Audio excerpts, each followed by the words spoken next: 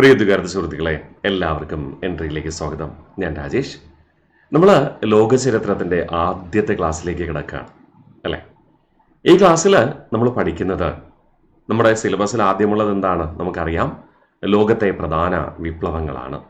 ആ വിപ്ലവങ്ങൾക്ക് കാരണമായത് അല്ലെങ്കിൽ ഹേതുവായത് എന്താണ്? നവോത്ഥാന പ്രസ്ഥാനങ്ങളും മതനവീകരണ പ്രസ്ഥാനങ്ങളും അതോടൊപ്പം ജ്ഞാനോദയ പ്രസ്ഥാനങ്ങളുമാണ്. എന്താണ് നവോത്ഥാനം? നവോത്ഥാനം എന്ന് പറഞ്ഞാൽ പുത്തൻ ഉണർവ് എന്ന് നമുക്ക് വേണമെങ്കിൽ പറയാം. നമ്മൾ കാലങ്ങളായി ചിന്തിച്ചു കൊണ്ടിരിക്കുന്ന ഒരു കാര്യമുണ്ട്. അതിൽ നിന്ന് റിവ്യൂ ചെയ്തുകൊണ്ട് അതിനെ ഒന്ന് എന്ത് ചെയ്യുന്നു, പുനർവിചിന്തനം ചെയ്തുകൊണ്ട് ഇതുവരെ നാം ചെയ്ത കാര്യങ്ങൾ ശരിയാണോ തെറ്റാണോ, എന്തെങ്കിലും നാം മാറ്റം വരുത്തേണ്ടതുണ്ടോ, മാറ്റം വരുത്തിയാൽ അത് മനുഷ്യന് നല്ലതാണോ ഉതകുന്നതാണോ എന്ന ചിന്തയെയാണ് നമ്മൾ നവോത്ഥാനം എന്നതുകൊണ്ട് അർത്ഥമാക്കുക. ഈ നവോത്ഥാന ചിന്തകളുടെ അടിസ്ഥാനത്തിലാണ് ലോകത്ത് മതനവീകരണ പ്രസ്ഥാനങ്ങൾക്ക് തുടക്കം കുറിക്കുക. നവോത്ഥാന ചിന്തകളും മതനവീകരണ ചിന്തകളുമാണ് 18-ാം നൂറ്റാണ്ടിൽ രൂപം കൊണ്ട ജ്ഞാനോദയത്തിന് ഹേതുവായി തീർന്നത്. അപ്പോൾ പാരമ്പര്യമായി ഒരു കാര്യം നമ്മൾ ചെയ്തു വരുന്നു, അത് നമ്മൾ പുനർവിചിന്തനം ചെയ്യുകയാണ്. അത് നമ്മൾ ചെയ്യുന്നത് ശരിയാണോ, അതോ മറ്റ് ആരുടെയെങ്കിലും വ്യക്തി കേന്ദ്രീകൃതമായ ആവശ്യങ്ങൾക്ക് വേണ്ടി അവര് നമ്മളെ യന്ത്രങ്ങളാക്കുകയാണോ എന്ന ചിന്തയാണ് നവോത്ഥാനത്തിൻ്റെ അടിസ്ഥാനമെന്ന് പറയുക. അതിനു മുൻപായിട്ട് അടിസ്ഥാനമായി കുറച്ച് കാര്യങ്ങൾ നിങ്ങൾ മനസ്സിലാക്കിയിരിക്കണം. ലോകചരിത്രവുമായി ബന്ധപ്പെട്ട് നമ്മളിനി അങ്ങോട്ട് പോകുമ്പോൾ ലോകചരിത്രത്തിലെ വിവിധ രാജ്യങ്ങളിലെ വിപ്ലവങ്ങൾ പഠിക്കും, ലോകമഹായുദ്ധങ്ങൾ പഠിക്കും, ലോകത്തെ പ്രധാനപ്പെട്ട സംഘടനകൾ പഠിക്കും. ഇവയുടെയൊക്കെ അടിസ്ഥാനമെന്ന് പറയുന്നത് ലോക ചരിത്രത്തിലെ ഭരണ സമ്പ്രദായമാണ്, ഭരണ സംവിധാനങ്ങളാണ്. ഭരണ സംവിധാനങ്ങൾ നിങ്ങൾ സാധാരണതയിൽ ഇന്ത്യൻ കോൺസ്റ്റിറ്റ്യൂഷനിൽ പഠിക്കാറുണ്ടല്ലേ. ഏകാധിപത്യ ഭരണം, രാജഭരണം, ജനാധിപത്യ ഭരണം, റിപ്പബ്ലിക് എന്നൊക്കെ പറയാറുണ്ട്, ശരിയല്ലേ? അതിൻ്റെ ഒരു ചെറിയൊരു ഉദാഹരണം മാത്രം ഞാനിവിടെ പറഞ്ഞിട്ട് നമുക്ക് എന്ത് ചെയ്യാം, ഈ നവോത്ഥാന പ്രസ്ഥാനങ്ങളിലേക്ക് പോകാം. ലോകത്ത് ആദ്യമായി ഒരു ഭരണ സംവിധാനത്തിന് തുടക്കം കുറിക്കുന്നത്, നാഗരിക ഭരണ സംവിധാനത്തിന് തുടക്കം കുറിക്കുന്നത് എന്ന് നമുക്ക് വേണമെങ്കിൽ വ്യക്തമായി എടുത്ത് പറയാം, ഇവിടെ മെസ്സപ്പൊട്ടോമിയൻ സംസ്കാരത്തിലാണ്. തുടർന്ന് ഗ്രീക്ക് സംസ്കാരമാണ് ഒരു കേന്ദ്രീകൃത ഭരണത്തിന് തുടക്കം കുറിക്കുക. കേന്ദ്രീകൃത ഭരണത്തിൽ അവർ കൊണ്ടുവന്നത് ജനാധിപത്യ ഭരണമായിരുന്നു. അതും പ്രത്യക്ഷ ജനാധിപത്യമാണ് ഗ്രീസിൽ നിലനിന്നിരുന്നത്, ഗ്രീസിലെ ഏതൻസ് എന്ന നഗരത്തിൽ നിലനിന്നിരുന്നത്. എന്നാൽ ലോകത്താകമാനം വ്യാപിച്ച ഒരു പരമാധികാര പ്രദേശത്തിൻ്റെ അല്ലെങ്കിൽ പരമാധികാര രാജ്യത്തിൻ്റെ ഭരണ സംവിധാനം എന്ന ആശയം ഉടലെടുക്കുന്നത് റോമൻ സാമ്രാജ്യത്തിൽ നിന്നാണ്. ഈ റോമൻ സാമ്രാജ്യം നിലനിന്നിരുന്നത് എവിടെയെന്ന് ചോദിച്ചു കഴിഞ്ഞാൽ നിങ്ങൾ മനസ്സിലാക്കണം, യൂറോപ്യൻ രാജ്യമായ ഇറ്റലിയിലാണ്. ഇറ്റലി കേന്ദ്രീകരിച്ചുകൊണ്ട് ഈ റോമിലെ ഏറ്റവും പ്രശസ്തനായ ചക്രവർത്തി എന്ന് പറയുന്നത് ഡയോക്ലീഷ്യൻ ചക്രവർത്തിയാണ്. അദ്ദേഹമാണ് റോമൻ സാമ്രാജ്യത്തെ ഏകീകരിക്കുക എന്ന് നമുക്ക് വേണമെങ്കിൽ പറയാം. അതുവരെയുള്ള കാലഘട്ടത്ത് റോമൻ സാമ്രാജ്യം കേന്ദ്രം യൂറോപ്പിലെ റോമില്, ഇറ്റലിയിലെ റോമിലാണെങ്കിലും അതറിയപ്പെട്ടത് പാശ്ചാത്യ റോമൻ സാമ്രാജ്യം എന്നായിരുന്നു. ഏഷ്യാവൻകരയിൽ തുർക്കിയുടെ ഭാഗമായിരുന്ന കോൺസ്റ്റാന്റിനോപ്പിൾ കേന്ദ്രമാക്കിയുണ്ടായിരുന്ന റോമൻ സാമ്രാജ്യത്തിൻ്റെ ഉപഭൂപ്രദേശത്തെ നമ്മൾ പൗരസ്ത്യ റോമൻ സാമ്രാജ്യം എന്ന് വിളിക്കുക. അത് ലോകത്തിൻ്റെ കിഴക്ക് ഭാഗത്ത് ഏഷ്യാവൻകരയിലുള്ള റോമൻ സാമ്രാജ്യത്തെ പൗരസ്ത്യ റോമൻ സാമ്രാജ്യമെന്നും, യൂറോപ്പിലുണ്ടായിരുന്ന ഇറ്റലിയിൽ റോം കേന്ദ്രീകരിച്ചുണ്ടായിരുന്ന റോമൻ സാമ്രാജ്യത്തെ പാശ്ചാത്യ റോമൻ സാമ്രാജ്യമെന്നും വിളിച്ചു. ഈ രണ്ട് റോമൻ സാമ്രാജ്യത്തിൻ്റെ കീഴിലാണ് ക്രിസ്തുമതം വളർച്ച പ്രാപിക്കുന്നത്. ക്രിസ്തുമതത്തിൻ്റെ പ്രചരണത്തിന് തുടക്കം കുറിച്ച റോമൻ ചക്രവർത്തി എന്ന് പറയുന്നത് കോൺസ്റ്റന്റൈൻ ആയിരുന്നു. ഇദ്ദേഹമാണ് ക്രിസ്തുമതം പ്രചരിപ്പിക്കുക. അപ്പോൾ സ്വാഭാവികമായിട്ട് ആദ്യ നൂറ്റാണ്ടുകളിൽ റോമൻ സാമ്രാജ്യം, പൗരസ്ത്യ റോമൻ സാമ്രാജ്യവും പാശ്ചാത്യ റോമൻ സാമ്രാജ്യവും ഉണ്ടായിരുന്നു. AD 1-ാം നൂറ്റാണ്ടിലാണ് ക്രിസ്തുമതം പ്രചരിക്കുക.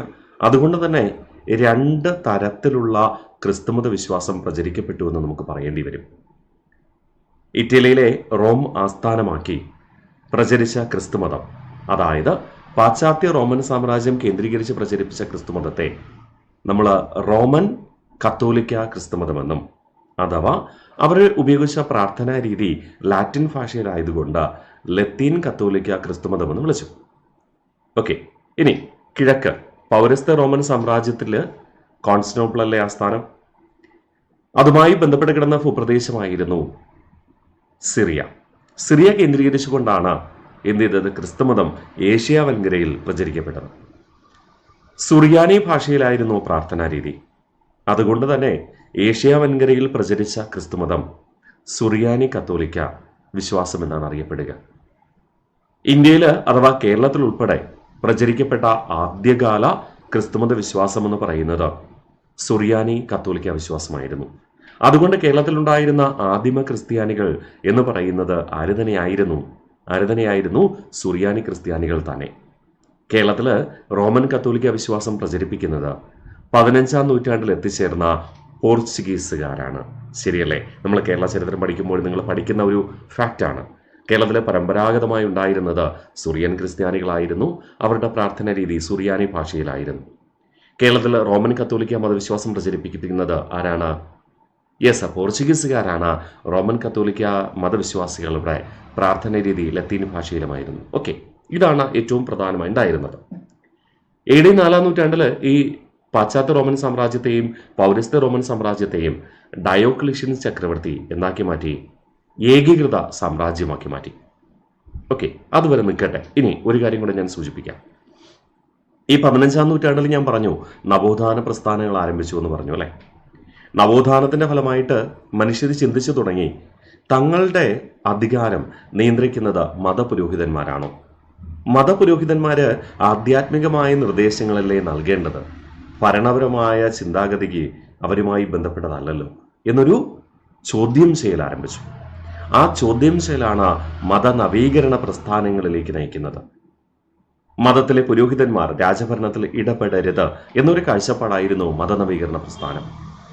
ഈ മതനവീകരണ പ്രസ്ഥാനത്തിന്റെ ഭാഗമായി ക്രിസ്തുമതം അംഗീകരിച്ചിരുന്ന പല രാജ്യങ്ങളിലും ആ ക്രിസ്തുമതത്തിലെ പുരോഹിതന്മാർക്കെതിരെ ചോദ്യം ചെയ്യൽ ആരംഭിച്ചു. അങ്ങനെ കത്തോലിക്ക പുരോഹിതന്മാർക്കെതിരെ ചോദ്യം ചെയ്യാൻ ആരംഭിച്ചപ്പോൾ അവരുടെ കാഴ്ചപ്പാടുകളിൽ എതിരഭിപ്രായമുള്ളവർ ചേർന്ന് രൂപീകരിച്ചതായിരുന്നു പ്രൊട്ടസ്റ്റന്റ് മതവിഭാഗം. മതനവീകരണ പ്രസ്ഥാനത്തിന്റെ ഏറ്റവും അടിസ്ഥാനമെന്ന് പറയുന്നത് പ്രൊട്ടസ്റ്റന്റ് സഭാവിഭാഗങ്ങളാണ്. ഉദാഹരണമായി പറഞ്ഞാൽ പ്രൊട്ടസ്റ്റന്റ് സഭാവിഭാഗങ്ങൾക്ക് ഉദാഹരണമാണ് യൂറോപ്പിൽ ഇംഗ്ലണ്ടിൽ തുടക്കം കുറിച്ച ആംഗ്ലിക്കൻ സഭ. അതുപോലെ തന്നെ ഇപ്പോൾ ഇന്ത്യയിൽ ഉദാഹരണമായി പറഞ്ഞാൽ LMS, CMS, അതുപോലെ തന്നെ ബാസൽ എവാഞ്ചലിക്കൽ മിഷൻ, ഇവയൊക്കെ പ്രൊട്ടസ്റ്റന്റ് സഭകൾക്ക് ഉദാഹരണമാണ്. അപ്പോൾ ലോകത്ത് ആദ്യമുണ്ടായിരുന്ന കത്തോലിക്ക മതവിശ്വാസമാണ്. നവോത്ഥാനത്തിന്റെ ഫലമായി മതനവീകരണ കാഴ്ചപ്പാടുകൾക്ക് പ്രാധാന്യം കൈവരുന്നു. ആ മതനവീകരണ പ്രസ്ഥാനത്തിന്റെ ഭാഗമായിട്ടാണ് കത്തോലിക്ക ക്രിസ്തുമത വിശ്വാസികളും കൂടാതെ പ്രൊട്ടസ്റ്റന്റ് ക്രിസ്തുമത വിശ്വാസികളും രൂപം കൊള്ളുക. അങ്ങനെ യൂറോപ്പിൽ ആദ്യ കാലഘട്ടത്ത്, അതായത് മതനവീകരണ പ്രസ്ഥാനങ്ങൾക്ക് മുൻപ് എന്തായിരുന്നു ഉണ്ടായിരുന്നത്? കത്തോലിക്ക ക്രിസ്തുമതമാണ് ഉണ്ടായിരുന്നത്. നവോത്ഥാനത്തിന്റെ ഫലമായി മതനവീകരണ പ്രസ്ഥാനത്തിന്റെ ഫലമായി എന്തായിട്ട് മാറുന്നു? പല രാജ്യങ്ങളിലും പ്രൊട്ടസ്റ്റന്റ് മതവിഭാഗങ്ങൾ രൂപം കൊള്ളുന്നു. ഇതാണ് പിൽക്കാലത്ത് പല സംഘടനകളിലേക്കും ഭരണ പ്രതിസന്ധികളിലേക്കും നയിക്കാനുണ്ടായ കാരണം. മനസ്സിലായോ? അപ്പോൾ ഞാനത് ബേസിക് ആയിട്ട് നിങ്ങൾക്ക് ഒരു ഐഡിയ കിട്ടുന്നതിന് വേണ്ടി പറഞ്ഞതാണ്. ഓക്കെ, ഇനി ഞാൻ പറഞ്ഞു നവോത്ഥാനം എന്ന് പറഞ്ഞാൽ എന്താ? പാരമ്പര്യമായി നമ്മൾ ചിന്തിച്ചു പോകുന്ന കാര്യങ്ങളിൽ ഒരു പുനർവിചിന്തനം ഉണ്ടാകുന്നതാണ്. ആദ്യമായി ഇങ്ങനെ ഒരു ചിന്താഗതിക്ക് തുടക്കം കുറിച്ചത് ഏത് രാജ്യത്താണ് എന്ന് ചോദിച്ചാൽ, ഏത് സാമ്രാജ്യത്തിലാണെന്ന് ചോദിച്ചു കഴിഞ്ഞാൽ റോമൻ സാമ്രാജ്യത്തിലെന്ന് പറയാം. റോമൻ സാമ്രാജ്യത്തിൽ ഒരു ഭരണാധികാരി ഉണ്ടായിരുന്നു. AD 8-ാം നൂറ്റാണ്ടിൽ ഭരണത്തിന് തുടക്കം കുറിച്ച ഷാലമീൻ. ഓക്കെ, ഞാൻ പറഞ്ഞു AD 4-ാം നൂറ്റാണ്ടിൽ റോമൻ സാമ്രാജ്യത്തെ ഏകീകരിച്ചത് ഡയോക്ലീഷ്യൻ ചക്രവർത്തിയായിരുന്നു. പക്ഷേ അതിനുശേഷം ജർമ്മനിയിലെ ഗോത്രവിഭാഗങ്ങൾ, ജർമ്മനി എന്ന രാജ്യത്തെ ഗോത്രവിഭാഗങ്ങൾ, നാടോടികളായ ഗോത്രവിഭാഗങ്ങൾ എന്ന് പറയാം. ഈ നാടോടികളായ ഗോത്രവിഭാഗം എന്ത് ചെയ്തു? റോമൻ സാമ്രാജ്യത്തെ ആക്രമിച്ചു. റോമൻ സാമ്രാജ്യത്തെ ആക്രമിച്ച് യൂറോപ്പിലെ റോമൻ സാമ്രാജ്യത്തെ ശിഥിലമാക്കി, അല്ലെങ്കിൽ ഒരു പരിധിവരെ നശിപ്പിച്ചു എന്ന് പറയാം. തുടർന്ന് റോമിൽ അധികാരത്തിൽ വരുന്നത് ഈ ജർമ്മനിയിലെ ഗോത്രവിഭാഗങ്ങളാണ്. ജർമ്മനിയിലെ ഗോത്ര വിഭാഗങ്ങളിൽ ഏറ്റവും ശക്തന്മാരെന്ന് പറയുന്നത് ആരാണെന്നറിയാമോ? കൃത്യമായി പറഞ്ഞു കഴിഞ്ഞാൽ ഫ്രാങ്കോകൾ എന്ന് നമ്മൾ പറയും. അതിലേക്ക് ഞാൻ വരാം. ഫ്രാങ്കിഷ് സാമ്രാജ്യം എന്ന് അങ്ങനെയാണ് നമ്മൾ വിശേഷിപ്പിക്കുക. അപ്പോൾ ജർമ്മനിയിലെ ഗോത്രവിഭാഗങ്ങൾ, നാടോടികളായ ഗോത്രവിഭാഗങ്ങൾ എന്ത് ചെയ്തു? റോമൻ സാമ്രാജ്യത്തെ, പാശ്ചാത്യ റോമൻ സാമ്രാജ്യത്തെ, യൂറോപ്പിലെ റോമൻ സാമ്രാജ്യത്തെ ആക്രമിച്ച് നശിപ്പിക്കുകയും തുടർന്ന് അവര് അധികാരം ഏറ്റെടുക്കുകയും ചെയ്തു. ഓക്കെ, ഈ ഗോത്രവർഗക്കാരെ നമ്മൾ ഫ്രാങ്കുകൾ എന്നാണ് വിളിക്കുക. ആ ഫ്രാങ്കുകൾ റോമിൽ അധികാരം സ്ഥാപിച്ചപ്പോൾ നമ്മളതിനെ ഫ്രാങ്കിഷ് സാമ്രാജ്യം എന്ന് വിളിച്ചു. ആ ഫ്രാങ്കിഷ് സാമ്രാജ്യത്തിലെ ഏറ്റവും പ്രസിദ്ധനായ ഭരണാധികാരിയായിരുന്നു ആര്? ഈ ഷാലമീൻ ചക്രവർത്തി എന്ന് പറയുന്നത്. ഫ്രാങ്കിഷ് സാമ്രാജ്യത്തിൽ കുറേയധികം സമുദായങ്ങളുണ്ട്. അതിൽ കരോലിഞ്ചയൻ സമുദായത്തിൽപ്പെട്ട വ്യക്തിയായിരുന്നു ഷാലമീൻ ചക്രവർത്തി എന്ന് പറയുന്നത്. ഈ ഷാലമീൻ ചക്രവർത്തി ആ സമയത്ത് റോമില് കത്തോലിക്ക മതവിശ്വാസമാണ് ഉണ്ടായിരുന്നെന്ന് ഞാൻ പറഞ്ഞല്ലോ. ഈ കത്തോലിക്ക മതവിശ്വാസം ഉണ്ടായിരുന്ന റോമൻ സാമ്രാജ്യത്തിൽ അതിൻ്റെ അധിപൻ എന്ന് പറയുന്നത് മാർപ്പാപ്പയാണ്, അല്ലെങ്കിൽ നമ്മൾ പോപ്പെന്ന് വിളിക്കും. മാർപ്പാപ്പ അല്ലെങ്കിൽ എന്തെന്ന് വിളിക്കും? പോപ്പെന്നാണ് വിശേഷിപ്പിക്കുക. ലൂയി പോപ്പിനെ മറ്റൊരു ഗോത്രവിഭാഗങ്ങളായ നാടോടികളിൽ നിന്ന് സംരക്ഷിച്ചു. അതുകൊണ്ട് ആ സമയത്ത് പോപ്പായ ലൂയി പോപ്പ് ഇദ്ദേഹത്തിൻ്റെ ആത്മസുഹൃത്തായിട്ട് മാറുകയാണ്. ആത്മസുഹൃത്തായി മാറിയതിനു ശേഷം റോമില് ആസ്ഥാനമായിരുന്ന പാശ്ചാത്യ റോമൻ സാമ്രാജ്യത്തിലെ റോമൻ കത്തോലിക്ക മതവിശ്വാസത്തെ സംരക്ഷിച്ചത് ഷാലമീൻ ചക്രവർത്തിയുടെ നേതൃത്വത്തിലുള്ള റോമൻ ഭരണ സംവിധാനമാണ്, അഥവാ റോമൻ സാമ്രാജ്യമാണ് എന്നതുകൊണ്ട് ഈ ഷാലമീൻ ചക്രവർത്തിയെ വിശുദ്ധ റോമൻ സാമ്രാജ്യത്തിലെ ചക്രവർത്തി എന്ന് വിശേഷിപ്പിച്ചു. അതുകൊണ്ട് തന്നെ ഷാലമീൻ ചക്രവർത്തിയുടെ കാലഘട്ടം തൊട്ടാണ് റോമൻ സാമ്രാജ്യം എന്ത് പേരിൽ അറിയപ്പെടുക?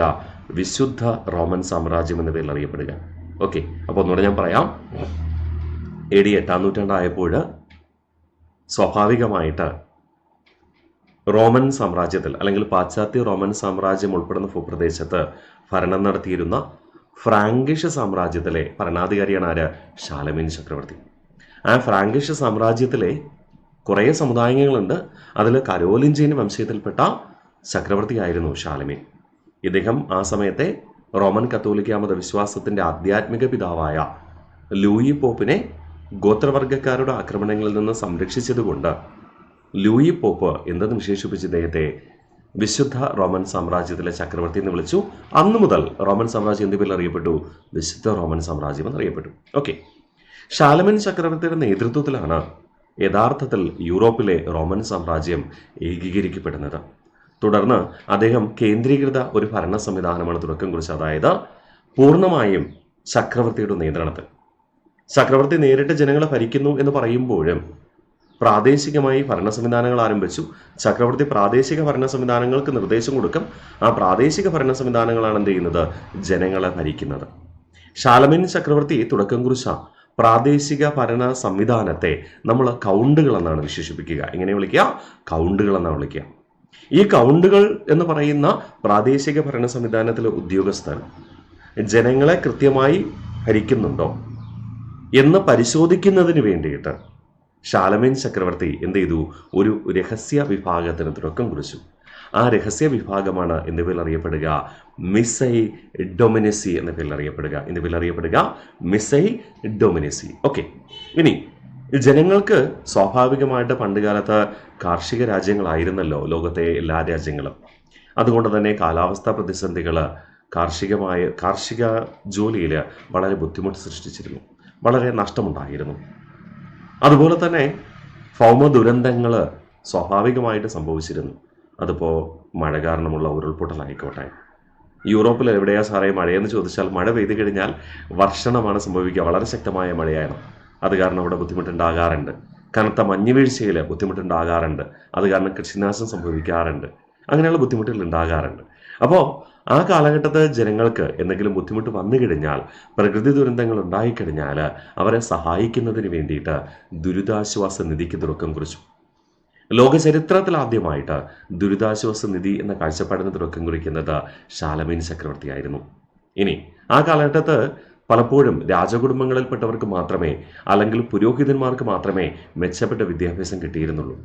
അതുകൊണ്ട് ഈ ഷാലമീൻ ചക്രവർത്തി എന്ത് ചെയ്തു? റോമൻ സാമ്രാജ്യത്തുടനീളം എല്ലാ ജനങ്ങൾക്കും പഠിക്കുന്നതിന് വേണ്ടിയിട്ട് വിദ്യാഭ്യാസ കേന്ദ്രങ്ങൾ ആരംഭിച്ചു.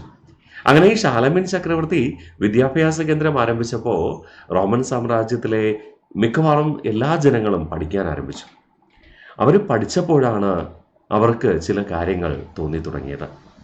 പലപ്പോഴും പ്രാദേശിക ഭരണാധികാരികളുടെ ഇംഗിതമനുസരിച്ചാണ് അവർ പ്രവർത്തിച്ചിരുന്നത്, രാജാവിൻ്റെ നിർദ്ദേശപ്രകാരമല്ല. പ്രാദേശിക പുരോഹിതന്മാർ തങ്ങളെ പലപ്പോഴും അവരുടെ വ്യക്തി താല്പര്യങ്ങൾ സംരക്ഷിക്കുന്നതിന് വേണ്ടി തെറ്റായ കാര്യങ്ങൾ പഠിപ്പിച്ചിരുന്നു എന്നൊരു കാഴ്ചപ്പാട് അങ്ങനെ ജനങ്ങൾ ചോദ്യം ചെയ്തു. അവരെ അടിമയാക്കുന്ന സമ്പ്രദായത്തെ ചോദ്യം ചെയ്തു. അതിന് കാരണമായത് ഷാലമീൻ ചക്രവർത്തി തുടക്കം കുറിച്ച വിദ്യാഭ്യാസ കേന്ദ്രങ്ങളായിരുന്നു. അതുകൊണ്ട് തന്നെ ലോക ചരിത്രത്തിൽ ആദ്യമായിട്ട് മനുഷ്യർ അവരുടെ ജീവിത രീതിയിൽ നിന്ന് പാഠം ഉൾക്കൊണ്ടുകൊണ്ട് ചോദ്യം ചെയ്യാൻ ആരംഭിച്ചത് ഷാലമീൻ ചക്രവർത്തിയുടെ കാലഘട്ടത്ത് ഷാലമീൻ ചക്രവർത്തി തുടക്കം കുറിച്ച വിദ്യാഭ്യാസ കേന്ദ്രങ്ങൾ കാരണമാണ്. ഈ ഷാലമീൻ ചക്രവർത്തി ഏത് സമുദായത്തിൽപ്പെട്ട ആളാ? കരോലിഞ്ചിയൻ വംശജനാണ്. ഏത് സാമ്രാജ്യത്തിലാണ് ഭരണം നടത്തിയ? ഫ്രാങ്കിഷ് സാമ്രാജ്യത്തിൽ. ഈ ഫ്രാങ്കിഷുകൾ എന്ന് പറയുന്ന ആരാ? ജർമ്മനിയിലെ നാടോടികളായ ഗോത്രങ്ങളായിരുന്നു. അവരാണ് പാശ്ചാത്യ റോമൻ സാമ്രാജ്യത്തെ ആക്രമിച്ച് കീഴ്പ്പെടുത്തുകയും റോമൻ സാമ്രാജ്യ പരിധിയിൽ അധികാരം സ്ഥാപിക്കുകയും ചെയ്തത്. ശരിയല്ലേ? അപ്പോൾ കണക്ട് ചെയ്താൽ നമ്മൾ പോകുന്നേ മറക്കരുതേ. അപ്പോൾ ഈ കാലഘട്ടത്ത് രൂപം കൊണ്ട പുതിയൊരു ചിന്താരീതിയെ നമ്മൾ എന്തെന്ന് വിളിച്ചു? കരോലിഞ്ചിയൻ നവോത്ഥാനം എന്ന് വിളിച്ചു. അപ്പോൾ കരോലിഞ്ചിയൻ വംശജനായ ഷാലമീൻ ചക്രവർത്തിയുടെ കാലഘട്ടത്തിൽ രൂപം കൊണ്ട നവോത്ഥാന ചിന്താഗതിയെ നമ്മൾ കരോലിഞ്ചിയൻ നവോത്ഥാനം എന്നാണ് വിളിക്കുക. അപ്പോൾ കരോലിഞ്ചിയൻ നവോത്ഥാനത്തിന് തുടക്കം കുറിച്ചത് ആരെന്ന് ചോദിച്ചു കഴിഞ്ഞാൽ ആരാണടാ? യെസ്, ഷാലമീൻ ചക്രവർത്തിയാണ്. AD 8-9 നൂറ്റാണ്ടുകളിൽ യൂറോപ്പിൽ വളർന്നു വന്ന സാംസ്കാരികവും ബൗദ്ധികപരവുമായ ഉണർവിനെയാണ് നമ്മൾ കരോലിഞ്ചിയൻ നവോത്ഥാനം എന്ന് വിളിക്കുക. ഓക്കെ, ഈ ഷാലമീൻ ചക്രവർത്തിക്ക് ആവശ്യമായ ഉപദേശങ്ങൾ നൽകിയത് ആരെന്ന് ഞാൻ പറഞ്ഞു? ലിയോ പോപ്പാണെന്ന് ഞാൻ പറഞ്ഞു അല്ലേ? അദ്ദേഹം കൃത്യമായി പറഞ്ഞാൽ പോപ്പ് ലിയോ മൂന്നാമനാണ് ആർക്ക് ഉപദേശം നൽകിയിരുന്ന സുഹൃത്ത്? നമ്മുടെ ഷാലമീൻ ചക്രവർത്തിയുടെ സുഹൃത്തും ഉപദേശകനും. അങ്ങനെ പോപ്പ് ലിയോയുടെ സഹായം കൂടെ ആർക്കുണ്ടായിരുന്നു? നമ്മുടെ ഷാലമീൻ ചക്രവർത്തിക്ക് ഉണ്ടായിരുന്നു. നമ്മുടെ റോമൻ കത്തോലിക്ക ക്രിസ്തുമത വിശ്വാസത്തിൻ്റെ ആധ്യാത്മിക പിതാവാണ് പോപ്പ് എന്ന് പറയുക. അപ്പോൾ അദ്ദേഹം തന്നെ നേരിട്ട് എല്ലാ കത്തീഡ്രൽ എന്ന് പറയുന്ന ദേവാലയം, ക്രിസ്തുമത ദേവാലയത്തെയാണ് നമ്മൾ കത്തീഡ്രൽ എന്ന് വിളിക്കുക. കത്തീഡ്രലുകളിലും സന്യാസി മഠങ്ങളിലും, അതായത് ഈ വൈദികർ താമസിക്കുന്ന സ്ഥലങ്ങളിലെ സന്യാസി മഠങ്ങളിലും എന്ത് ചെയ്തു? സൗജന്യ പ്രാഥമിക വിദ്യാഭ്യാസം നൽകി. ഈ സൗജന്യ പ്രാഥമിക വിദ്യാഭ്യാസം നൽകിയ ചിന്താഗതിയെയാണ് നമ്മൾ കരോലിഞ്ചിയൻ നവോത്ഥാനം എന്ന് വിളിക്കുക. ഓക്കെ അല്ലേ? നമ്മൾ വളരെ കുറച്ച് കാര്യങ്ങൾ ഇവിടെ ഡിസ്കസ് ചെയ്തേ. എന്തൊക്കെയാണ് പറഞ്ഞേ? ഓർക്കുന്നുണ്ടോ? നമ്മൾ കാണാപ്പാടൊന്നും പഠിക്കരുത് കേട്ടോ. സിമ്പിളായിട്ട് മനസ്സിലാക്കി വെക്കുക. കഥയാണ് ഞാൻ പഠിക്കുക, കഥയിലൂടെയാണ് ഞാൻ നിങ്ങളെ പഠിപ്പിക്കുക. നിങ്ങൾ കഥ മനസ്സിലാക്കിയാൽ സിമ്പിളാണ്. ഈ കഥ നമ്മൾ വേൾഡ് ടെസ്റ്റ് പഠിക്കുന്ന അവസാന കാര്യം വരേക്കും നമുക്ക് മനസ്സിലുണ്ടാവണം. കാരണം ഇതെല്ലാം ഇതുമായി ബന്ധപ്പെട്ടാണ് നിൽക്കുന്നത്. അപ്പം ഞാൻ നിങ്ങളോട് പറഞ്ഞു, ലോകത്താദ്യം റോമൻ സാമ്രാജ്യം 2 വിഭാഗമുണ്ടായിരുന്നു. യൂറോപ്പിൽ അല്ലേ? ബ്ലാങ്ക്സിൽ എടുത്തിട്ട് പറയാം. ഓക്കെ, യൂറോപ്പിൽ എന്തായിരുന്നു? യൂറോപ്പ് ഇറ്റലിയിലെ കേന്ദ്രമായ റോമൻ കത്തോലിക്ക വിശ്വാസവും ഏഷ്യയിൽ കോൺസ്റ്റന്റിനോപ്പിൾ ഉൾപ്പെടെയുള്ള ഭൂപ്രദേശത്ത് സിറിയ കേന്ദ്രീകരിച്ചുണ്ടായിരുന്ന സിറിയൻ കത്തോലിക്ക വിശ്വാസവും അല്ലേ? ഈ സിറിയൻ കത്തോലിക്ക വിശ്വാസം ഉണ്ടായിരുന്നത് പൗരസ്ത്യ റോമൻ സാമ്രാജ്യത്തിലും റോമൻ കത്തോലിക്ക വിശ്വാസം ഉണ്ടായിരുന്നത് പാശ്ചാത്യ റോമൻ സാമ്രാജ്യത്തിലുമാണ്. ഏഷ്യ വൻകരയിൽ നിന്നാണ് കേരളത്തിലേക്ക് ക്രിസ്തുമതം പ്രചരിക്കുക എന്നതിനാൽ കേരളത്തിലെ ആദിമ ക്രിസ്ത്യാനികൾ എന്ന് പറയുന്നത് സിറിയൻ കത്തോലിക്കർ എന്ന് നമ്മൾ പറഞ്ഞു. യൂറോപ്പിൽ ആകമാനം ഉണ്ടായിരുന്നത് എന്താണ്? റോമൻ കത്തോലിക്ക വിശ്വാസവും. അങ്ങനെ റോമൻ കത്തോലിക്ക വിശ്വാസവും കേരളത്തിൽ ആദ്യമായി പ്രചരിപ്പിക്കുന്നത്, അല്ലെങ്കിൽ ഇന്ത്യയിൽ ആദ്യമായി പ്രചരിപ്പിക്കുന്നത് പോർച്ചുഗീസുകാരാണെന്ന് ഞാൻ പറഞ്ഞു അല്ലേ? എന്നിട്ട് ഞാൻ പറഞ്ഞു AD 4-ാം നൂറ്റാണ്ടായപ്പോൾ റോമൻ സാമ്രാജ്യത്തിലെ ഡയോക്ലീഷ്യൻ ചക്രവർത്തി എന്ത് ചെയ്തു? റോമൻ സാമ്രാജ്യത്തെ ഏകീകരിച്ചു എന്ന് ഞാൻ പറഞ്ഞു. തുടർന്ന് ജർമ്മനിയിലെ ഗോത്രവിഭാഗങ്ങളായ ഫ്രാങ്കുകൾ, നാടോടികളായ ഫ്രാങ്കുകൾ എന്ത് ചെയ്തു? യൂറോപ്പിലെ റോമൻ സാമ്രാജ്യത്തെ ആക്രമിച്ച് നശിപ്പിച്ചു. തുടർന്ന് അവിടെ ഭരണം സ്ഥാപിച്ചു. ആ ഭരണത്തെ നമ്മൾ ഫ്രാങ്കിഷ് സാമ്രാജ്യം എന്ന് വിളിക്കുക. ആ ഫ്രാങ്കിഷ് സാമ്രാജ്യത്തിൽ ഒരുപാട് സമുദായങ്ങളുണ്ടായിരുന്നു. ആ സമുദായത്തിലെ കരോലിഞ്ചിയൻ സമുദായത്തിൽപ്പെട്ട ഭരണാധികാരിയായിരുന്നു ഷാലമീൻ ചക്രവർത്തി. ആ ഷാലമീൻ ചക്രവർത്തി ആരെ സഹായിച്ചു? ആ സമയത്ത് പാശ്ചാത്യ റോമൻ സാമ്രാജ്യത്തിൽ ഉണ്ടായിരുന്ന റോമൻ കത്തോലിക്ക വിശ്വാസത്തിലെ ആധ്യാത്മിക പിതാവായ പോപ്പ് ലിയോയെ, അല്ലെങ്കിൽ പോപ്പ് ലിയോ മൂന്നാമനെ ഗോത്രവർഗ്ഗക്കാരുടെ ആക്രമണങ്ങളിൽ നിന്ന് സംരക്ഷിച്ചു. അങ്ങനെ അവർ രണ്ടുപേരും സുഹൃത്തുക്കളായി മാറി. രാജഭരണത്തിൽ പലപ്പോഴും ഉപദേശങ്ങൾ ആര് നൽകി? ലിയോ നൽകുകയും ചെയ്തു. അങ്ങനെ ഷാലമൻ ചക്രവർത്തിയുടെ നേതൃത്വത്തിൽ എന്ത് ചെയ്തു? രാജഭരണത്തിന് വേണ്ടിയിട്ട് പ്രാദേശിക ഭരണ സംവിധാനങ്ങളായ കൗണ്ടുകൾ ആരംഭിച്ചു അല്ലെ. ഈ കൗണ്ടുകൾ എന്ന പ്രാദേശിക ഭരണ സംവിധാനം കൃത്യമായിട്ട് ഭരണം നടത്തുന്നുണ്ടോ ഇല്ലയോ എന്ന് പരിശോധിക്കാനായിട്ട് എന്താരംഭിച്ചു? ഒരു രഹസ്യാന്വേഷണ സേനയ്ക്ക് തുടക്കം കുറിച്ചു. ഇതെന്ത് പേരിൽ അറിയപ്പെട്ടു? മിസൈ ഡൊമിനി എന്ന പേരിൽ അറിയപ്പെട്ടു അല്ലെ. തുടർന്ന് ജനങ്ങളുടെ ഹിതം പരിശോധിച്ചുകൊണ്ട് അവർക്ക് മെച്ചപ്പെട്ട ജീവിത സൗകര്യം ലഭ്യമാക്കാനായിട്ട് ദുരിതാശ്വാസ നിധിയും വിദ്യാഭ്യാസ കേന്ദ്രങ്ങൾ ആരംഭിച്ചു. ഇത് കാരണം ഒരു പുത്തൻ ഉണർവ് AD 8-ാം നൂറ്റാണ്ടിൽ യൂറോപ്പിലാകമാനം ഉണ്ടാവുകയാണ്. കാരണം സാധാരണ ജനങ്ങൾക്ക് വിദ്യാഭ്യാസം കിട്ടി. അതുവരെ വിദ്യാഭ്യാസം കിട്ടിയ ആരുമാർക്കുവാ? പുരോഹിതന്മാർക്കും രാജകുടുംബാംഗങ്ങൾക്ക് മാത്രമാണ്. ഈ പുത്തൻ ഉണർവിനെയാണ് നമ്മൾ എന്തെന്ന് വിളിക്കുക? കരോലിഞ്ചിയൻ നവോത്ഥാനം എന്ന് വിളിക്കുക. അപ്പോൾ കരോലിഞ്ചിയൻ നവോത്ഥാനത്തിന് തുടക്കം കുറിച്ചത് ആരാണ്? AD 8-9 നൂറ്റാണ്ടുകളിലാണ് കരോലിഞ്ചിയൻ നവോത്ഥാനം തുടക്കം കുറിക്കുക. നേതൃത്വം നൽകിയത് ഷാലമൻ ചക്രവർത്തി, സഹായം നൽകിയത് റോമൻ കത്തോലിക്കയിലെ ആധ്യാത്മിക പിതാവായ പോപ്പ് ലിയോ മൂന്നാമൻ. ഇതിന്റെ ഭാഗമായിട്ടാണ് കത്തീഡ്രലുകൾ, അതായത് പള്ളിയോടൊപ്പം സന്യാസി മഠങ്ങളിലും എന്ത് ചെയ്തു? സൗജന്യ പ്രാഥമിക വിദ്യാഭ്യാസം ആരംഭിക്കുകയും ചെയ്തു. ക്ലിയർ ആണേ? ഇതുവരെ പറഞ്ഞ കാര്യം ക്ലിയർ ആണേ? നമ്മൾ പഠിച്ച കാര്യങ്ങൾ ഒന്നുകൂടെ റിവിഷൻ ചെയ്താലല്ലേ കിട്ടത്തുള്ളൂ. അതുകൊണ്ടാണ് ഞാനൊന്ന് റിവിഷൻ ചെയ്തേ. നമുക്ക് സ്ലൈഡ് ഒന്ന് റിവിഷൻ ചെയ്താലോ? ഷാലമൻ ചക്രവർത്തി ഫ്രാങ്കിഷ് സാമ്രാജ്യത്തിലെ പ്രസിദ്ധനായ ചക്രവർത്തിയാണ്. കരോലിഞ്ചിയൻ വംശജനാണ്. വിശുദ്ധ റോമൻ സാമ്രാജ്യത്തിലെ ചക്രവർത്തി എന്നറിയപ്പെടുന്നു അല്ലെ. കേന്ദ്രീകൃത ഭരണ സംവിധാനം, അതായത് രാജാവിന് കൂടുതൽ അധികാരം നൽകുന്നത് കേന്ദ്രീകൃത ഭരണ സംവിധാനത്തിന് തുടക്കം കുറിച്ചു. പ്രാദേശിക ഭരണം കൗണ്ടുകൾ എന്നാണ് അറിയപ്പെടുക. ഈ കൗണ്ടുകൾ മെച്ചപ്പെട്ട രീതിയിൽ ഭരണം നടത്തുന്നുണ്ടോ എന്ന് പരിശോധിക്കാനായിട്ട് ഒരു രഹസ്യ വിഭാഗം ആരംഭിച്ചു. അതാണെന്ത്? മിസൈ ഡൊമിനിസി എന്ന പേരിൽ അറിയപ്പെടുക. ദുരിതാശ്വാസ നിധികളും വിദ്യാഭ്യാസ കേന്ദ്രങ്ങളും ആരംഭിച്ചു. അത് കാരണമാണ് AD 8-9 നൂറ്റാണ്ടുകളിൽ കരോലിഞ്ചിയൻ നവോത്ഥാനത്തിന് തുടക്കം കുറിക്കാനും പറഞ്ഞു. ഓക്കെ അല്ലേ? ഇനി അടുത്ത നമ്മൾ നവോത്ഥാനത്തിലേക്ക് പോവാണ്. നവോത്ഥാനം 15-ാം നൂറ്റാണ്ടിൽ യൂറോപ്പിൽ വ്യാവസായിക വിപ്ലവം ഉണ്ടായി. വ്യാവസായിക വിപ്ലവം ഉണ്ടായപ്പോൾ ഉൽപ്പന്നങ്ങൾ ആധിക്യമായി. ആ ഉൽപ്പന്നങ്ങൾ വിറ്റഴിക്കുന്നതിന് വേണ്ടിയിട്ട് വിദ്യാഭ്യാസമുള്ള ഒരു ജനത വേണം അല്ലേ. അങ്ങനെ ഒത്തിരി പേർക്ക് വിദ്യാഭ്യാസം ലഭിക്കുകയാണ് 15-ാം നൂറ്റാണ്ടിൽ. ആ വിദ്യാഭ്യാസം നേടിയവർ ജനങ്ങൾ ചിന്തിച്ചു, തങ്ങൾ ചൂഷണം ചെയ്യപ്പെടുകയാണോ? സാധാരണക്കാരായ ഫാക്ടറി തൊഴിലാളികൾ, നമ്മൾ ലോക വിപ്ലവങ്ങൾ പരിശോധിക്കുമ്പോൾ എപ്പോഴും ഫാക്ടറി തൊഴിലാളികളുടെ പ്രാധാന്യം ഇമ്പോർട്ടൻ്റ് ആണ് കേട്ടോ. അപ്പോൾ ഫാക്ടറി തൊഴിലാളികളും കർഷകരുമൊക്കെ സ്വയം ചിന്തിച്ചു തുടങ്ങി, തങ്ങളെ ആരെങ്കിലും ചൂഷണം ചെയ്യുന്നുണ്ടോ? ആ ഒരു ചിന്താഗതിയാണ് നവോത്ഥാന പ്രവർത്തനങ്ങളിലേക്ക് തുടക്കം കുറിക്കുക.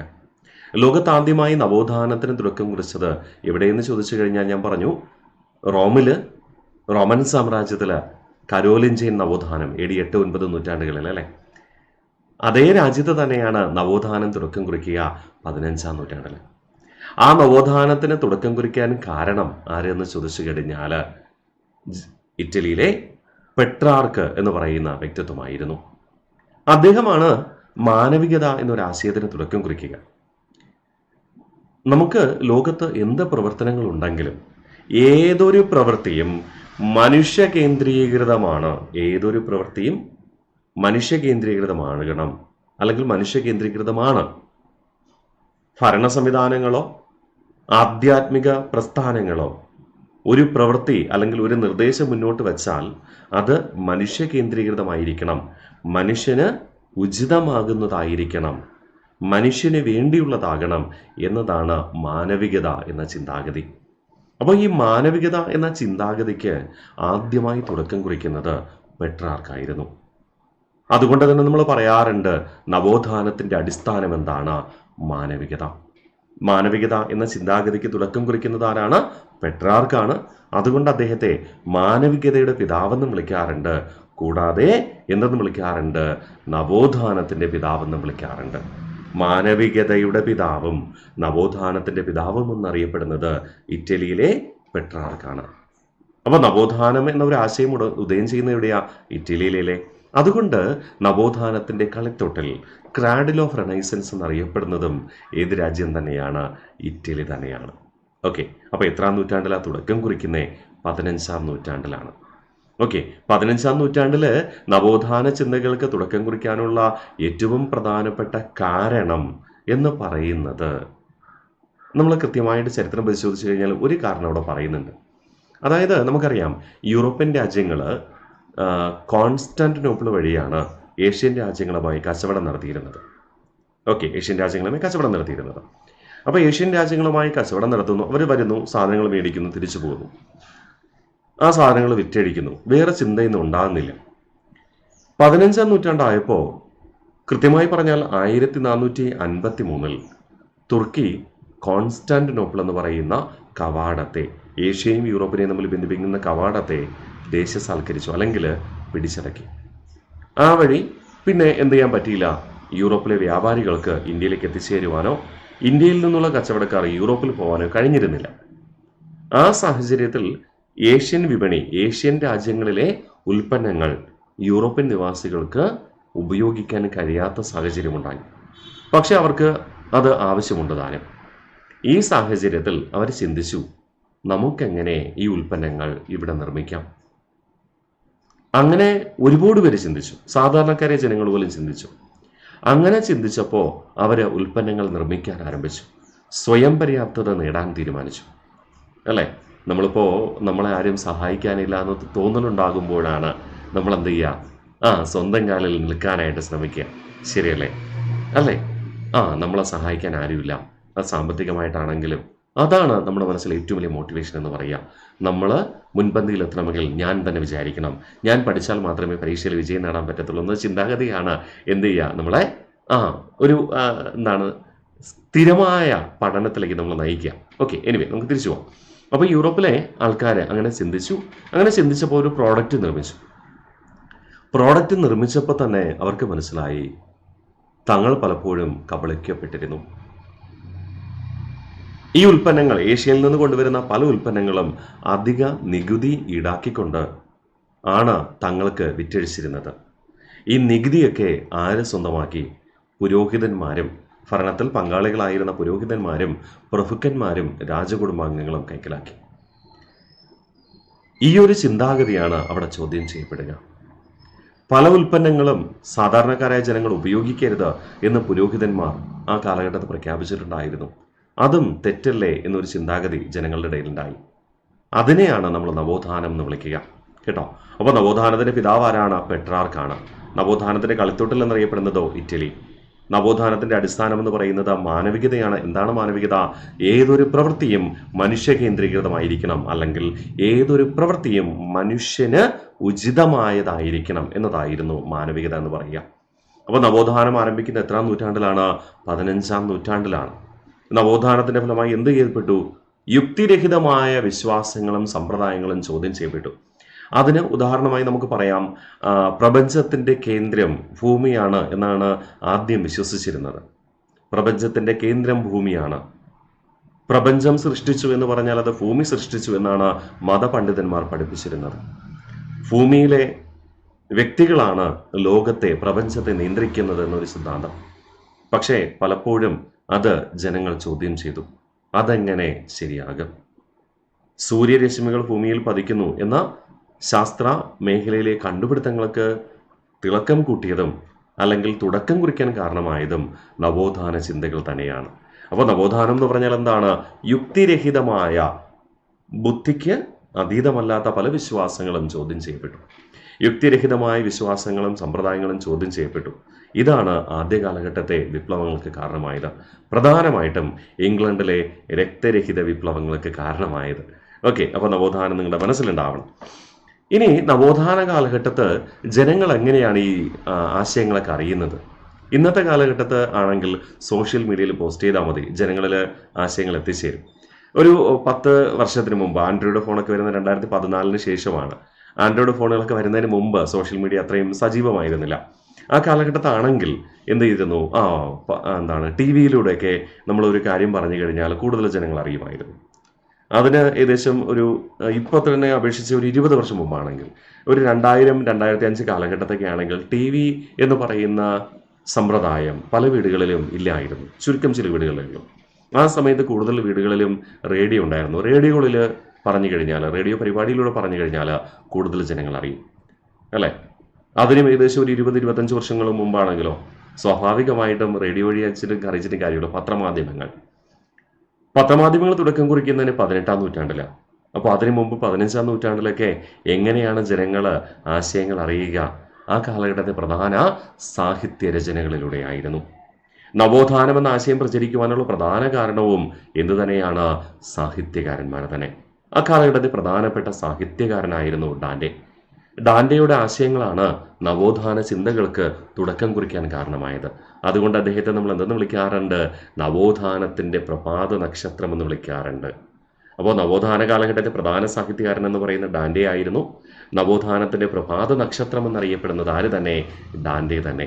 ഡാന്റെയുടെ പ്രശസ്തമായ കൃതിയാണ് എന്ത്? Divine comedy. PSC സ്ഥിരം ചോദിക്കുന്ന ഒരു ചോദ്യമാണ് കേട്ടോ. നവോത്ഥാന കാലഘട്ടത്തെ ഏറ്റവും പ്രധാന സാഹിത്യകാരൻ ഡാന്റെ ആയിരുന്നു. ഡാന്റെയുടെ ചിന്തകളാണ് ആദ്യ കാലഘട്ടത്തിൽ നവോത്ഥാനത്തിന് ഉദയം കുറിക്കാൻ കാരണമായത്. അതുകൊണ്ട് തന്നെ നവോത്ഥാനത്തിന്റെ പ്രഭാത നക്ഷത്രം എന്ന് വിളിക്കുന്നത് ഡാന്റെ. ഡാന്റെയുടെ പ്രശസ്തമായ നവോത്ഥാന പശ്ചാത്തലമുള്ള കൃതിയാണെന്ത്? Divine comedy.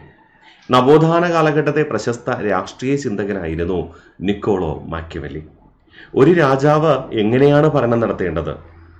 ജനങ്ങൾക്ക് ഉതകുന്ന രീതിയിലുള്ള ഭരണമാണ് നടത്തേണ്ടത്, എങ്കിൽ മാത്രമേ ആ ഭരണം നിലനിൽക്കുകയുള്ളൂ എന്ന ചിന്ത പുലർത്തിയ വ്യക്തിയായിരുന്നു ആര്? രാഷ്ട്രീയ ചിന്തകനായ നിക്കോളോ മാക്കിയവെല്ലി. ഈ ആശയങ്ങൾ ഉൾപ്പെടുത്തിയ അദ്ദേഹത്തിന്റെ കൃതിയാണ് ദ പ്രിൻസ്.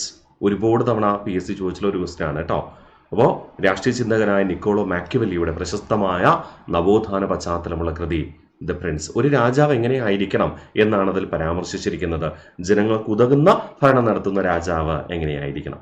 ഓക്കെ, ഇനി നവോത്ഥാനത്തിന്റെ പിതാവെന്നറിയപ്പെടുന്ന പെട്രാർക്ക് എഴുതിയ പുസ്തകമായിരുന്നു ലോറ എന്ന് പറയുന്നത്.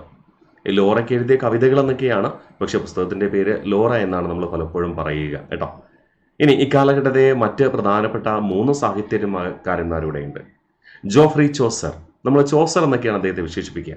ജോഫ്രി ചോസറുടെ കൃതിയാണ് കാൻറ്റർബറി ടേൽസ്. കാൻറ്റർബറി ടേൽസ് മറക്കരുതേ. ജോഫ്രി ചോസറുടെ കൃതിയാണ് കാൻറ്റർബറി ടേൽസ്.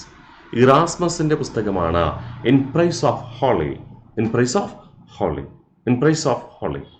കമീനിന്റെ പുസ്തകമാണ് ലൂസിയാഡ്സ്.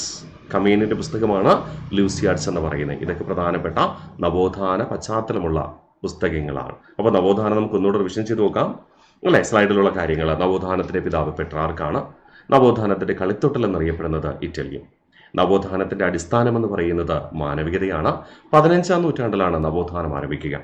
യുക്തിരഹിതമായ വിശ്വാസങ്ങളും സമ്പ്രദായങ്ങളും ചോദ്യം ചെയ്യപ്പെട്ടു. ആദ്യകാലത്തെ വിപ്ലവങ്ങൾക്ക് പ്രേരകമായ ഏറ്റവും പ്രധാനപ്പെട്ട ഘടകമെന്ന് പറയുന്നത് എന്ത് തന്നെയാണടാ? നവോത്ഥാനം തന്നെയാണ്. ഓക്കെ അല്ലേ? ഇനി അടുത്ത് പറയുന്നു, നവോത്ഥാനത്തിന്റെ കാരണത്തിൽ തുടക്കം കുറിക്കപ്പെട്ട വിപ്ലവം ഏതെന്ന് ചോദിച്ചാൽ ഇംഗ്ലണ്ടിലെ രക്തരഹിത വിപ്ലവമാണ്. അടുത്ത ക്ലാസ് നമ്മൾ ഇംഗ്ലണ്ടിലെ രക്തരഹിത വിപ്ലവം പഠിക്കുമ്പോൾ ഞാനത് വ്യക്തമായി തരാം കേട്ടോ. അപ്പോൾ നവോത്ഥാനമാണ് ആദ്യകാലത്തെ വിപ്ലവങ്ങൾക്ക് പ്രേരകമായ പ്രധാന ഘടകം. അതിൽ തന്നെ ഏറ്റവും പ്രധാനപ്പെട്ടത് ഇംഗ്ലണ്ടിലെ രക്തരഹിത വിപ്ലവമാണ്. നവോത്ഥാന കാലഘട്ടത്തെ ഏറ്റവും പ്രധാന സാഹിത്യകാരൻ എന്ന് പറയുന്നത് ഡാന്റെയാണ്. അതുകൊണ്ട് തന്നെ അദ്ദേഹത്തെ എന്തെന്ന് വിളിക്കാം, എന്തെന്ന് വിശേഷിപ്പിക്കാം? നവോത്ഥാനത്തിന്റെ പ്രഭാത നക്ഷത്രം. അദ്ദേഹത്തിന്റെ പ്രശസ്തമായ കൃതിയായിരുന്നു ഡിവൈൻ കോമഡി. നവോത്ഥാന കാലഘട്ടത്തെ രാഷ്ട്രീയ ചിന്തകൻ, ഒരു ഭരണാധികാരിയെ ഒരു രാജാവ് എങ്ങനെയായിരിക്കണം എന്ന് പരാമർശിക്കുന്ന അദ്ദേഹത്തിന്റെ പുസ്തകമാണ് ദ പ്രിൻസ്. നിക്കോളോ മാക്കിയവെല്ലിയുടെ പ്രശസ്തമായ പുസ്തകമാണ് ദ പ്രിൻസ് എന്ന പേരിൽ അറിയപ്പെടുക. ഇനി നവോത്ഥാനത്തിന്റെ പിതാവായ പെട്രാർക്കിന്റെ നവോത്ഥാന പശ്ചാത്തലമുള്ള പുസ്തകമാണ് ലോറ. ജോഫ്രി ചോസറുടെ പുസ്തകമാണ് കാൻറ്റർബറി ടേൽസ് എന്ന പേരിൽ അറിയപ്പെടുക. Canterbury Tales. ഇറാസ്മസിന്റെ പുസ്തകമാണ് in praise of folly. In praise of folly. കമീനിന്റെ പുസ്തകമാണ് ലൂസിയാഡ്സ് എന്ന പേരിൽ അറിയപ്പെടുക. കമീനിന്റെ പുസ്തകമാണ് എന്ന പേരിൽ അറിയപ്പെടുക, ലൂസിയാഡ്സ് എന്ന പേരിൽ അറിയപ്പെടുക. ക്ലിയർ അല്ലേ? അപ്പോൾ ഇന്ന് നമ്മൾ എന്തൊക്കെയാണ് പഠിച്ചേ? പ്രധാനപ്പെട്ട 2 കാര്യങ്ങളായിരുന്നു പഠിച്ചത്. ഒന്ന് എന്താണ്? കരോലിഞ്ചയൻ നവോത്ഥാനം. ശരിയല്ലേ? കരോലിഞ്ചയൻ നവോത്ഥാനത്തിന് തുടക്കം കുറിച്ചത് ആരാന്ന് ചോദിച്ചു കഴിഞ്ഞാൽ ആരാണ്? യെസ്, കരോലിഞ്ചയൻ നവോത്ഥാനത്തിന് കുറിച്ച് ആരാണ്? ഷാലമീൻ ചക്രവർത്തിയാണ്. ഷാലമീൻ ചക്രവർത്തി റോമൻ സാമ്രാജ്യത്തിലെ, അല്ലെങ്കിൽ നമുക്ക് എടുത്തു പറയാം വിശുദ്ധ റോമൻ സാമ്രാജ്യത്തിലെ ഭരണാധികാരിയാണ്.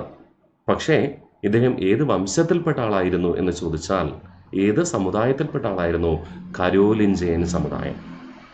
ഏത് സാമ്രാജ്യത്തിലാണ് ഭരിച്ചിരുന്നത്? റോമൻ സാമ്രാജ്യത്തിൽ തന്നെ. റോമിൽ ഭരിച്ചിരുന്ന രാജാക്കന്മാരെ പൊതുവായി നമ്മൾ റോമൻ സാമ്രാജ്യം എന്ന് പറയും.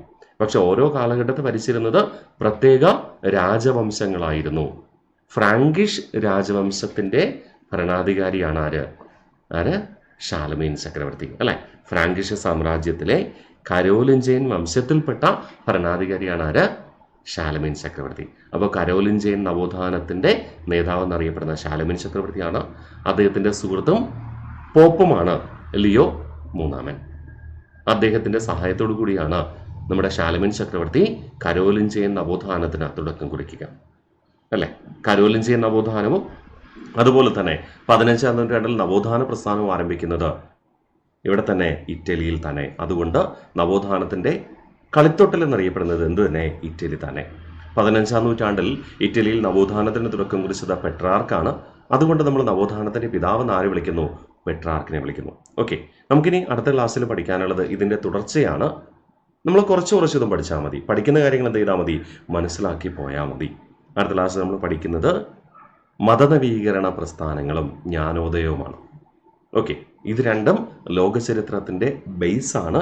ഇത് രണ്ടും നിങ്ങളുടെ മനസ്സിലുണ്ടെങ്കിൽ മാത്രമേ ഓരോ വിപ്ലവങ്ങൾ പഠിക്കുമ്പോൾ ആ വിപ്ലവത്തിനുണ്ടായ പശ്ചാത്തലം നമുക്ക് മനസ്സിലാവത്തുള്ളൂ. അപ്പോൾ പ്രിയ ഉദ്യോഗാർത്ഥികളെ, നിങ്ങൾക്ക് എന്ത് സംശയം ഉണ്ടെങ്കിലും ദയവായി ചോദിക്കുക. ഞാൻ നിങ്ങൾക്കിത് വിശദീകരിച്ച് തരും. നമ്മൾ കഥകളിലൂടെ മനസ്സിലാക്കി വെക്കുക. കാണാപ്പാഠം പഠിക്കാൻ നിൽക്കരുത്. നമ്മൾ ഈ ഒരു ക്ലാസ്സിൻ്റെ കുറച്ച് ചോദ്യങ്ങൾ നിങ്ങൾക്ക് നൽകും. ആ ചോദ്യങ്ങൾ നിങ്ങൾ ഈ ക്ലാസ് കണ്ട് പഠിച്ചു കഴിഞ്ഞു, മനസ്സിലാക്കി കഴിഞ്ഞു എന്നെങ്കിൽ മാത്രം ആ ചോദ്യങ്ങൾ പ്രാക്ടീസ് ചെയ്യാനായിട്ട് ശ്രമിക്കുക. തുടർന്ന് അടുത്ത ക്ലാസ്സിലേക്ക് എത്തിച്ചേരുവാനും. ഓക്കെ അല്ലേ? അപ്പോൾ നമുക്ക് അടുത്ത ക്ലാസ്സിൽ കാണാം.